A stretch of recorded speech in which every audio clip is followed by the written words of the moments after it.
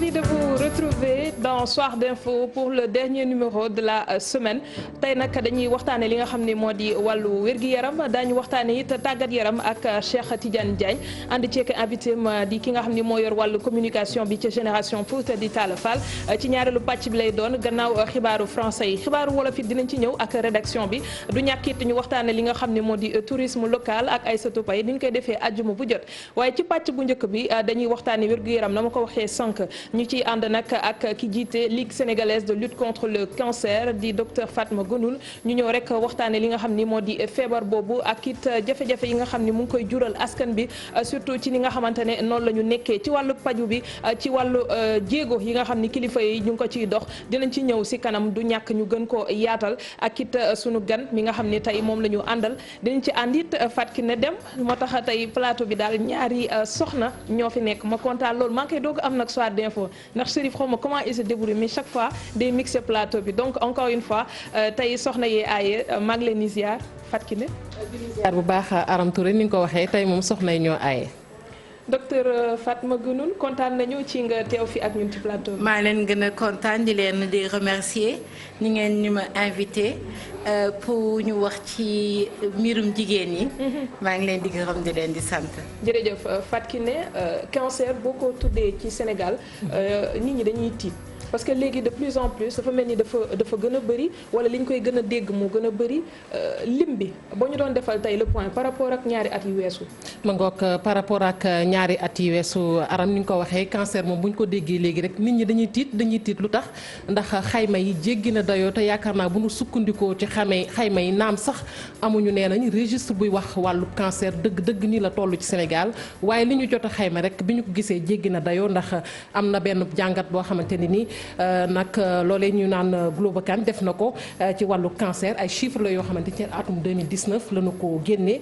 tolluwaay bi nag doon loo xamante ni jéggi na dayoo bu ñu ko xoolee askanu Sénégal ak seenu lim ndax li ñu duppee nouveau cas bu ñu ko déggee mooy cas yu yees yi nga xamante ni moom la ñu gis nag kon kër googu enquête bi mu ci def rek mooy lu toll ci fukki junni la ñu wax ak juróomi téeméer ak ñeent fukk ak juróom-benn juróom-ñeent sax laay wax ci doomu aadama gis nañu ci ñoom ay jàngoroy cancer waaye tamit gis nañu ne lu toll ci juróom-ñaari junni ak juróomi téeméer ak juróom-ñaar fukk ak benn ci doomu aadama ñoo ci faatu loolu nag mu doon loo xamante ni lu yéeme la ni ngeen ko gisee nii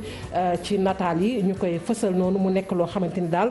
doy na waar muy jàngoro yi cancer waaye nag bu ñu nee cancer tamit Aram dafa nekk loo xamante ni nii cancer buy gën a sonal daanaka askanu Sénégal mooy yi nga xamante ni moom mooy jàpp soxna yi muy cancer du sein di cancer col de l'utérus ndax cancer du sein bu ñu ko xaymaa mi ngi noonu kon Pierre jàll na ci beneen kon xayma bi muy cancer du sein rek xool nañu ni tolluwaay bi daanaka ci Sénégal boo xoolee muy noonu ñu ko mandargalee ci jigéen ñi nag la am mu nekk loo xamante ne daanaka booy xool daal mi ngi ci 37,8 bu ñu ko déggee téeméer boo jël fanweer ak juróom-ñaar la prostate tamit xeetu cancer la loolu ci góor ñi la cancer du foie gis nañu ni tamit sonal na askanu Sénégal cancer de l'estomac cancer de rate bu ñu ko déggee mooy gàddam mi ngi noonu nag mu nekk loo xamante ne en anglais nañu ko bind waaye rat la amygdale mooy osseuse am na nag lu ñu duppee cancer muy colon mu nag dernière partie maanaam partie bu mujj bi nga xamante ni moom la ñu nemmeeku ci butit yi cancer vessie cancer poumon mooy bi jàpp xëtër yi ak li nga xamante ni moom mooy cancer de l'ovaire waaye dañuy daal di rek jàll ci yi nga xamante ni moom mooy xayma yi bu ñu ko Pierre mënee woon tuuti pour ñu gën koo mën a tënk ndax yi xëy na dana doon ay termes techniques yoo xamante ne ma ngoog jërëjëf mu nekk ay termes techniques yoo xamante ne xëy na askan wi duñ ko mën a xam bu baax waaye ci tënk yii nag yeneen i xayma la yoo xamante ne ni institut du cancer ba nekk ci hôpital Aristide Dantec moo ko def mu nekk nag loo xamante ni lu ñu mën a sukkandikulu nag ne lii lu wér la ndax xam ngeen ni foofu bis bu ne ñi ngi dalal ñi amee jàngoro cancer kon xayma la boo xamante ni def na ko atum 2017 mi ngi noonu ni ngeen koy gisee noonu daanaka ci baar yi ci firnde cancer du sein muy biy jàpp ween bi maanaam 390 cas maanaam ñetti téeméer ak juróom-ñeent fukk cancer col utérus moom mi ngi nekk ci ñetti téeméer ak juróom-ñaar fukk ak juróom-ñeent cancer ORL maanaam ñi xeetook wàllu nopp ak yooyu ñaari téeméer ak ñeent fukk ak juróom cancer ovaire ñu gën ko xamit ci soxna yi mi ngi nekk téeméer ak fanweer ak juróom-ñaar beneenub cancer ñu gën ko xam ci colorectal mi ngi ci téeméer ak juróom-ñeent œsophage juróom-ñeent fukk ba ci nag yeneen cancer yoo xamante ne ñi ngi ko xayma ci téeméer ak ñaar fukk ak juróom-ñeent dañuy tënk rek ndax léeg-léeg waxtu bi dafay xaw a kon jafe beneenub tënk mi ngi nii ba tey tukkee rek ci kër gi nga xamante ne maanaam atum 2018 la bii tukkee nag ba tey ci kër gi nga xamante ni moom moo ngànk wàllu cancer ñu koy fajee fële ca hôpital Aristide Le Dantec ba tey muy atum 2018 ñu ngi ko waxee aram cancer du sein boo ko xoolee ci atum 2017 mi ngi woon ci ñetti téeméer ak juróom-ñeent fukk mi ngi nii ci atum 2018 ñu ngi ko gis mu nekk ci ñeenti téeméer ak juróom-ñeent fukk ak juróom maanaam yokkute la foofu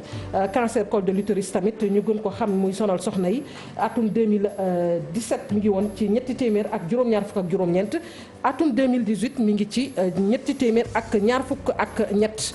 ci gën a tënk tamit mi ngi nii atum 2017 ak 2018 kon tënk nañu ko muy xeetu cancer surtout bi gën a sonal jigéen ñi nag yaakaar naa ne tey wax ji xëy na foofu lañ ko gën a war a daal di kon waxtaane muy cancer bi nga xamante ni moom mooy jàpp soxna yi ñu am nag gan gu am solo ni ñu ko waxee muy docteur Guenoune. jërëjëf mu jiite Ligue sénégalaise de lutte contre le cancer cancer le tueur silencieux ci lim bi nga xamante ne Fatou Kiné defal nañu ko lan moo tax mu yokk surtout bu ñu waxee cancer du sein. xam nga facteur de risque yi loolu dafa am solo mooy li nga xam ne mooy joxe cancer.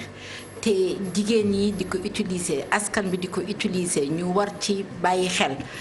yar askan bi ci yi nga xam ne dafay joxe cancer ñu war ko bàyyi parce que cancer du benn yëf rek moo koy joxe fokk mu am ay facteurs yu bari yu dajale ko ci nit ki pour mu am cancer. Donc gis nañu lekkin bi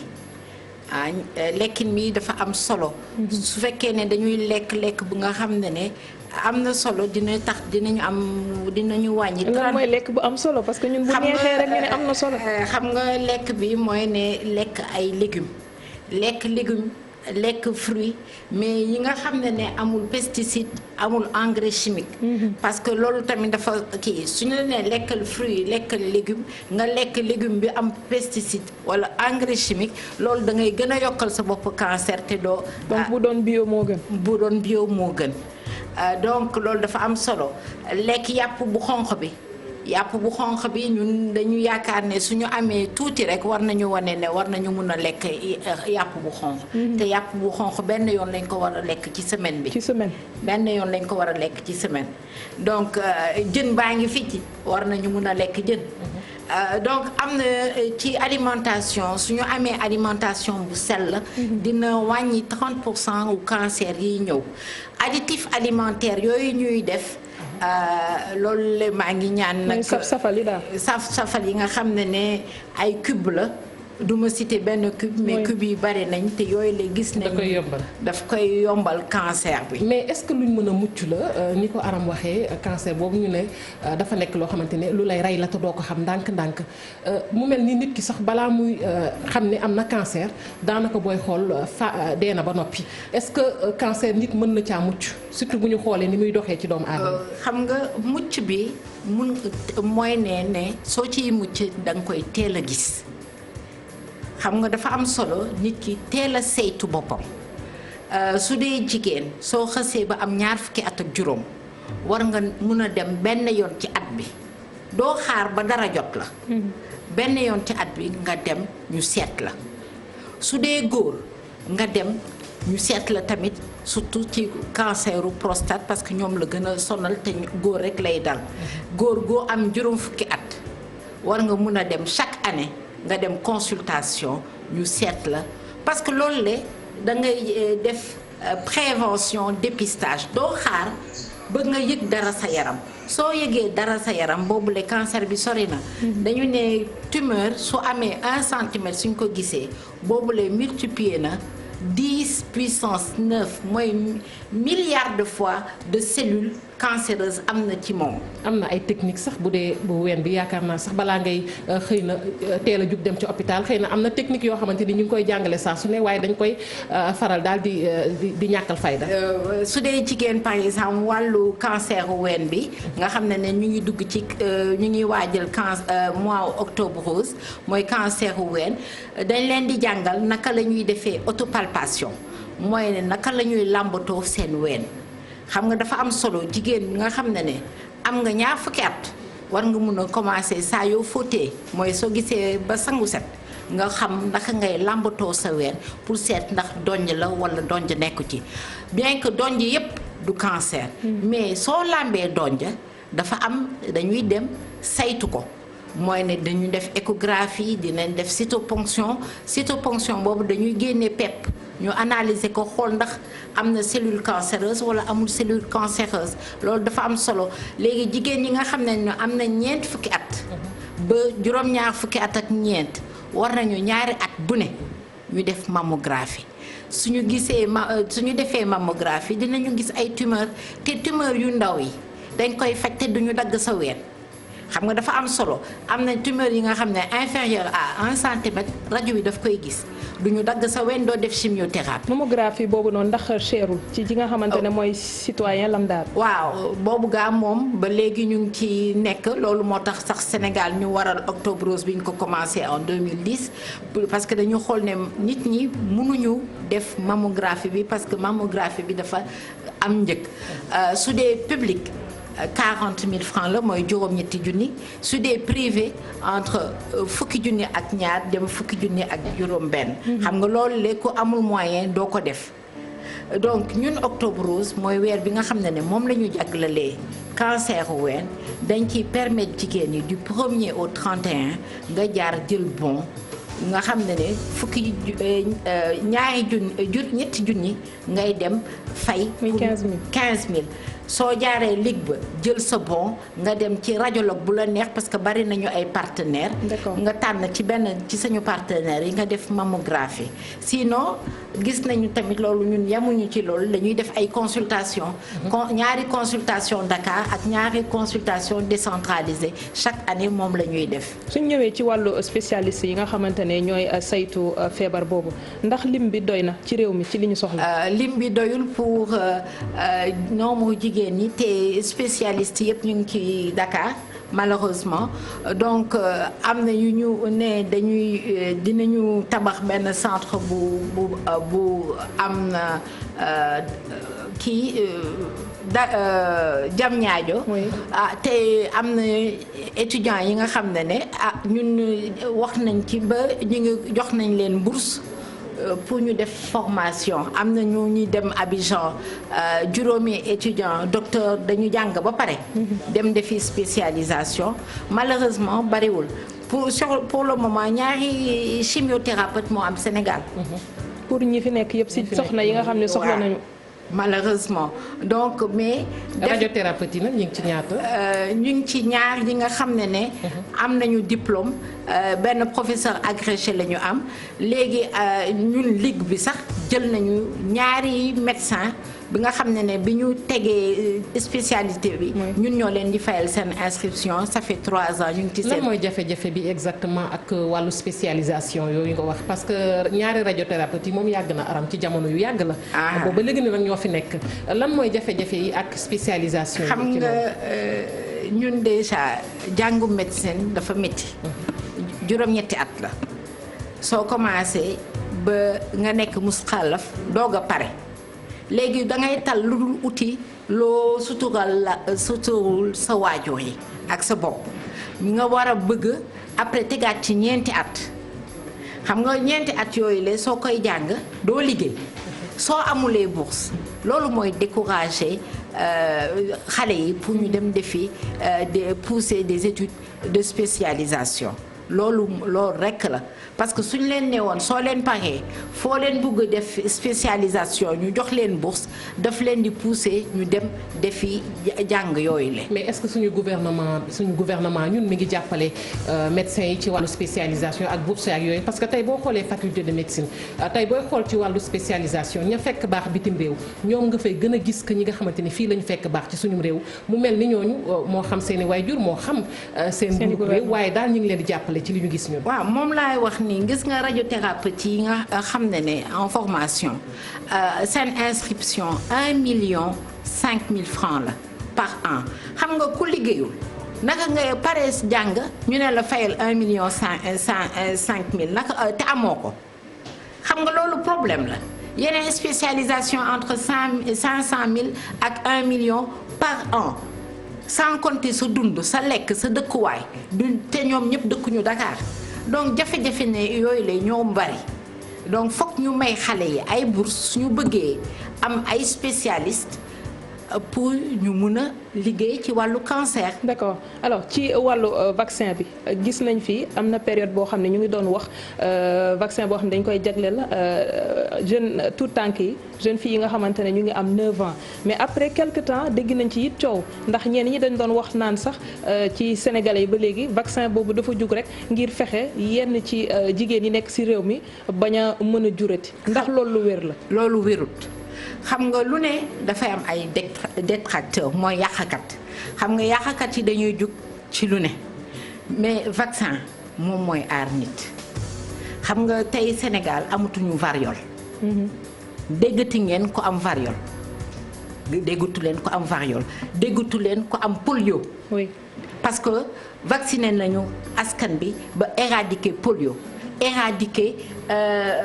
variole. ñuy dem ci yeneen vaccin yi yeneen feebar maladie infectieuse yi kenn déggatu leen xam nga donc suñu defee dañu def programme élargi de vaccination dugal ci ay tibu vaccin yi nga xam ne dafay aar askan bi. vaccin contre le col de l'utérus tey jii sa doom suy sëy damay joxe ay exemple bu nga xam ne kenn introduire ko defuñ ko woon gratuitement amoon na beneen vaccin bu ñu doon vacciner fii ci Sénégal man dama doon wax jigéen ñi yéen seen doom yi suñuy sëy daa leen teral seen goro balaa ngeen di xaraat teral seen goro doom yi ngeen teral seen doom vacciner leen seen wér-gu-yaram maintenant c'est gratuit il faudrait que askan bi vacciner seen njaboot parce que cancer wu buntu njurukaay doomu jàngoro bi koy def du xaar nga am rapport sexuel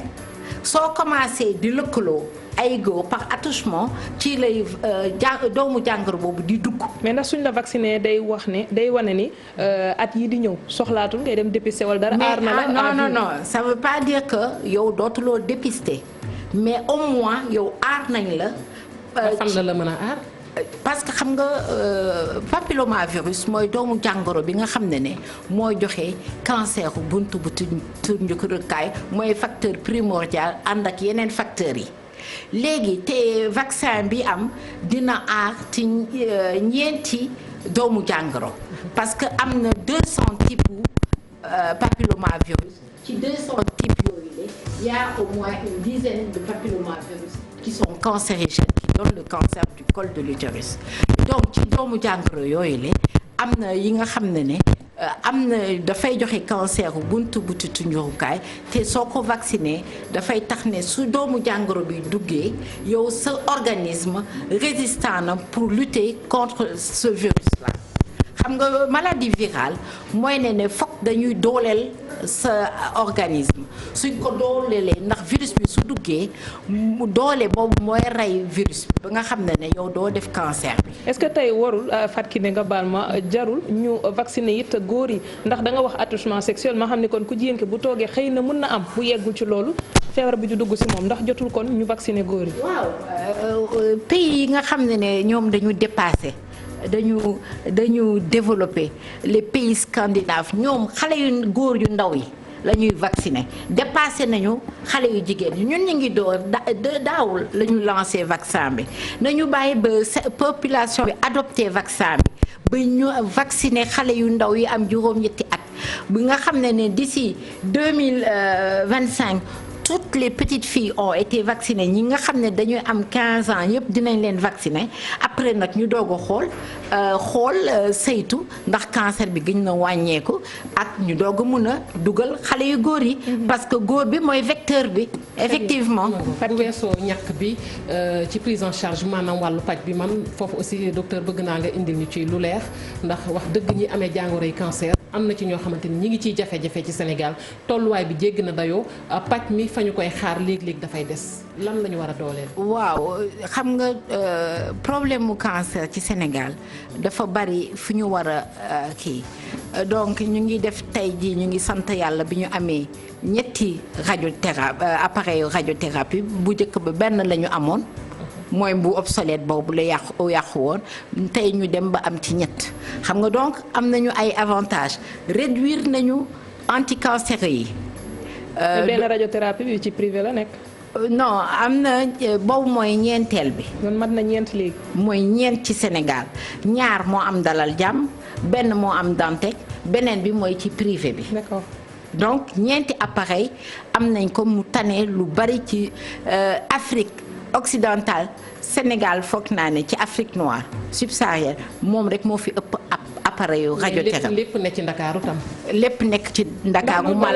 bu Dalal Jàmm dañ la wax dafa paanoon est-ce que defar nañ ko entre temps. waaw du problème mu entretien la du paanu bu garaaw problème parce que soo yoree sa oto di ko dawal da nga koy entretenir. soo ko entretenir lay mukki problème mu signer convention pour entretenir cet appareil là. décentralisé tamit parce que lépp Ndakaaru la ñeent la naam waaye lépp fii la des. mais loolu nag war nañu mun a def ci principaux régions yi ay centre de santé yu yam nga xam ne dinañu mun a fa yóbbu benn chirurgien benn benn chimiothérapeute loolu dafa am solo def fa ay unité de dépistage ñun LISCA ci loolu la ñuy jug nii di def di former pour jigéen ñi mun a être autonome ci seen centre de santé yi. alors ñu ñëw ci beneen aspect boo xamante ne ni si man am na solo boo nee nit ki dafa am cancer yow docteur bi nga yëg ko approche bi nga war a am pour war ko mën a yëgal parce que tamit am na ñoo xam ne boo leen ko waxee rek c'est-à-dire moralement ils sont abattus ce qui fait que ci faj bi dina am impact boo xam ne dina ko ci am loolu tamit est-ce que di ngeen ci bàyyi xel par rapport ak ñi nga xam ne ñoo amee feebar bi. waaw dañ ciy bàyyi xel LISCA sax daf ci gën a bàyyi xel parce que ñun dañu am chaque dernier mardi de chaque mois dañu am ay psychiatre ay assistante sociale ay imam dañuy ancien malades yi ak nouveau malades yi ak seen famille dañuy toog waxtaan ak ñoom ñu wax ñu lan mooy seen problème pour ñu accompagner leen ci seen faj parce que fokk ñu déglu leen. xam nga docteur dañ lay jàngal nit ki ngay faj soo ko xoolee benn yoon nga gis ko gisaat ko daa xam ban profil psychologique la am balaa nga koy annoncer feebaram. parce que nit ki fokk nga mun ko préparer pour wax ko ne ko lii mooy sa jàng. mais ci jéego yi nga xam ne def ngeen ko yëpp te fàttali ne chiffre yi ñu jox dafa mel ni dafa yokku est-ce que yéen a ngi jëfee fi nga xam ni foofu lañ ko soxlaa. xam nga chiffre yi mun nañu wax naam yokku na parce que lu tax ñuy wax ne yokku na parce que tamit ñun def nañ ci jéego. parce que sensibiliser askan bi sensibilisation askan boobule xamal leen ne feebaru cancer dafa am. te cancer du feebaru cancer ku ci mun nga ci génn du cancer yëpp lay reyee te stade bi ngay ñëw moo am solo ba léegi askan bi ñeme nañu dem consultation parce que loolu dafa am importance parce que ñun bi ñu commencé suñu campagne en 2010 parler du cancer était tabou. Oui.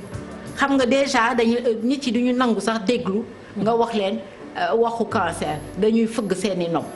am na su ñoo xam ni kat boo ne leen cancer ñu ne la xam naa diw looloo ko rey xam nga yooyu boo koy far def moo tax ñu si bëri dañ koy denc si ñoom. voilà xam nga problème mu cancer du benn kii liy régler problème mu cancer foog naa ne foog dinañ ciy toog gën ko gëstu. mais registre bi surtout docteur. waaw registre bi foog naa ne problème bi dina régler. parce que quand même jot nañu ci benn financement bi nga xam ne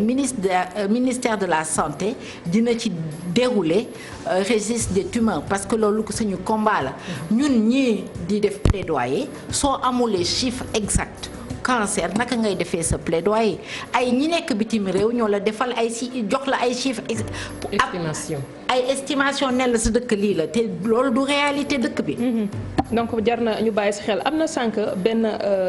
point boo xamante ne bëggoon naa ci ñëw avant Fatou Kiné enchaîner ak beneen question da nga wax facteur de risque yi yam si ñam yi. mais est-ce que ci famille mën nañu hériter loo xamante ne ni ay gènes la yuy permettre tey nga xëy suba am cancer. effectivement parce que dafa am ay cancer yi nga xam ne moom la ñuy ooyee ay cancer héréditaire yi nga xam ne dafay am ci askan dafay am ci ngir donc cancer yu ween bokk na ci. cancer u ovaire bokk na ci. cancer u prostate bokk na ci. d'accord. cancer u prostate sa papa su ko amee wala sa maam su ko amee yow war nga ci bàyyi xel ne yow mun na la dal cancer u ween wala sax ko am cancer u ovaire war nga bàyyi sa xel askan ne yow dañ la war a topp seetlu bàyyi la xel te yow itam nga bàyyi xel sa bopp. Très bien. parce que il faut pas que médecin yi di ñu pousser nit ñi ñoo war a di dem ci docteur di saytu. parce que benn famille à risque yooyu nga wax. il y a des familles à risque. d'accord alors dinañ ñëwaat ci docteur Fatma Guenoune ci kanam tuuti léegi ñu dem seetaan pub dellusiwaat.